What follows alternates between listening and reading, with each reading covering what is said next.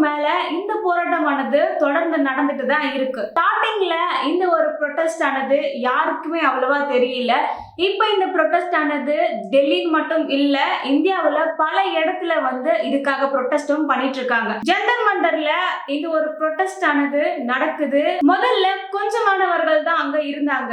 ஆனா போக போக 10,000க்கும் மேற்பட்ட மாணவர்கள் அந்த ஒரு ப்ரொடெஸ்ட்க்கு வராங்க. ஒரு 17, 20, 21 சொல்லிட்டு இந்த ஏஜ்ல இருக்கக்கூடிய ஸ்டூடெண்ட்ஸ்மே அந்த ப்ரொடெஸ்ட்ல கலந்துக்கிறாங்க. இன்னொரு பக்கம் சிஜேபி 25 நாட்கள் இல்ல 25 மாதங்கள் ஆனாலும் இந்த ஒரு ப்ரொடெஸ்ட் ஆனது தொடர்ந்து நடக்கும். தர்மேந்திர பிரதான் அவருடைய பதவியை விலகணும் சொல்லிட்டு ப்ரொடெஸ்ட்லயும் இருக்காங்க. இந்த ப்ரொடெஸ்ட்கான மெயின் ரீசனே நீட் பேப்பர் ஆனது லீக் ஆயிருந்துச்சு. இந்த நீட்காக பல பேர் நைட் பகல்னு சொல்லிட்டு அவங்களுடைய எஃபோர்ட்டை போட்டு படிச்சிட்டு இருக்காங்க. அப்படி இருக்கும்போது இந்த மாதிரியான பேப்பர்லாம் லீக் ஆகுறதுனால ஸ்டூடெண்ட்ஸ் ரொம்பவே ஸ்ட்ரெஸ் ஆகுறாங்க, டிப்ரெஷன் ஆகுறாங்க.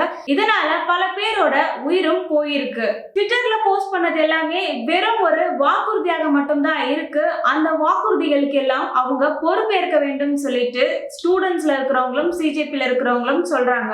ஆனா யாருமே இதை எக்ஸ்பெக்ட் பண்ணிருக்க மாட்டாங்க. டெல்லின்னு மட்டும் இல்லாம இப்போ இந்தியா முழுக்கமே இந்த ஒரு ப்ரொடெஸ்ட் ஆனது நடந்துட்டு இருக்கு. அதுலயுமே பல மெயின் ஸ்ட்ரீம் மீடியாஸ்கள் இத பத்தி பேசுறது இல்லைன்னு சொல்லிட்டும் பல பேர் சொல்றாங்க. இந்த ஒரு இஷ்யூ பத்தி பேசுறதுக்கு ஃபாரின்ல இருந்து வந்துலாம் இந்த நியூஸை கவர் பண்ணிட்டும் போயிட்டு இருக்காங்க.